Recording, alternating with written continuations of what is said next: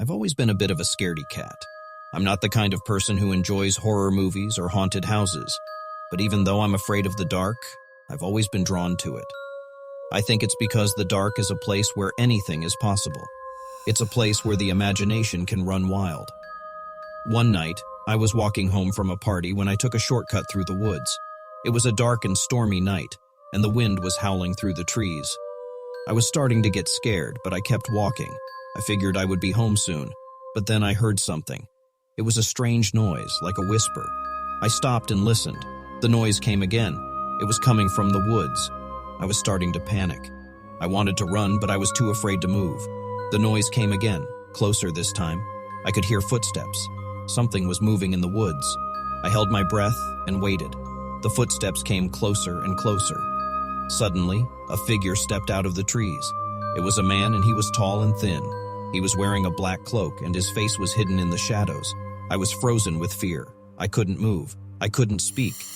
The man started walking towards me. He was coming closer and closer. I could see his eyes now. They were glowing red, and they were filled with hatred.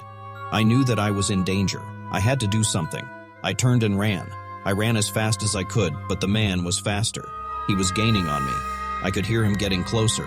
I was running out of breath. I couldn't run anymore. I turned to face the man. He was right in front of me. He raised his hand, and I felt a sharp pain in my chest. I fell to the ground, and the world went black. I woke up in a hospital bed. I was hooked up to IVs, and there were machines beeping all around me. A doctor came in and told me that I had been in a coma. I had been found in the woods, and I had been brought to the hospital. I didn't remember anything about what had happened. I asked the doctor about the man, but he said that he hadn't seen anyone. I was released from the hospital a few days later.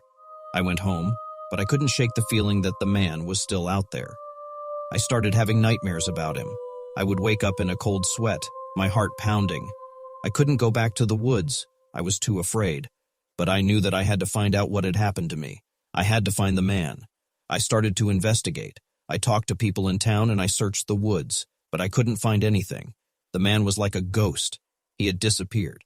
I was starting to lose hope. I didn't know what else to do, but then, one day I got a break. I was talking to a woman in town, and she told me about a legend. There was a legend about a man who lived in the woods. He was a tall, thin man with glowing red eyes. He was said to be a demon, and he was said to be responsible for the disappearance of several people. I knew that I had found my man. I went back to the woods, and I started looking for him. I searched for days, but I couldn't find him. I was about to give up when I heard something. It was the same whisper I had heard the night I was attacked. I followed the sound, and it led me to a clearing in the woods. In the middle of the clearing was a man.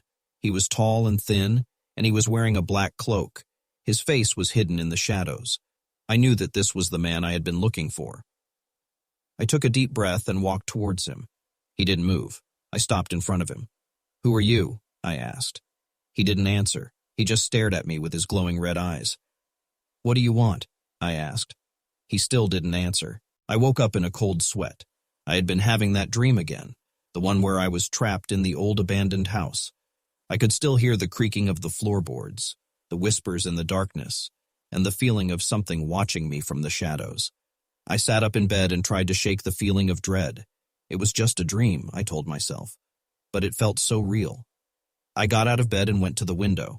The sun was just starting to rise, and the sky was a beautiful shade of pink. But even the sunrise couldn't erase the fear that was still lingering in my gut. I decided to go for a walk to clear my head. I put on my shoes and walked out the door. The air was crisp and cool, and the birds were singing. It was a beautiful morning, but I couldn't enjoy it. I kept thinking about the dream. I couldn't shake the feeling that it was trying to tell me something. I walked for a while until I came to the old abandoned house. It was even more creepy in the daylight than it had been in my dream. The windows were all boarded up, and the paint was peeling. I stood there for a moment staring at the house. I didn't know why I was drawn to it, but I couldn't help myself. I slowly walked up to the house and reached out to touch the door. It was cold and dusty. I took a deep breath and opened the door. The inside of the house was even darker and creepier than the outside.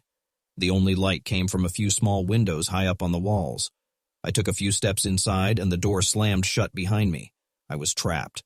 I started to panic. I tried to open the door, but it was locked. I pounded on the door and shouted for help, but no one could hear me. I was all alone in the dark, and I didn't know what to do. I started to explore the house. It was a maze of dark hallways and empty rooms. I kept hearing strange noises, like whispers and footsteps. I was starting to lose hope. I was lost and alone, and I didn't know how to get out. Suddenly, I heard a loud crash. I turned around and saw a figure standing in the doorway. The figure was tall and thin, with long, scraggly hair. Its eyes were glowing red, and its teeth were sharp. I screamed and ran. I didn't know where I was going, but I had to get away. I ran through the house, the figure chasing after me. I could hear it laughing, a horrible, mocking laugh. I finally found a door and burst out into the sunlight. I collapsed on the ground, gasping for breath. I looked back at the house, and the figure was gone. I didn't know what had just happened, but I knew I would never forget it. I woke up in my bed, covered in sweat. It had all been a dream, right? I got out of bed and went to the window. The sun was shining and the birds were singing. It was a beautiful day. I took a deep breath and smiled. It was just a dream, I told myself, but it felt so real. I turned away from the window and went back to bed. I was exhausted, but I couldn't sleep. I kept thinking about the dream. I didn't know what it meant, but I knew it was important. I closed my eyes and tried to relax. I took a few deep breaths, and slowly, I started to drift off to sleep. As I fell asleep, I thought about the old abandoned house. I knew that I would never forget it. The end. I've always been a bit of a loner.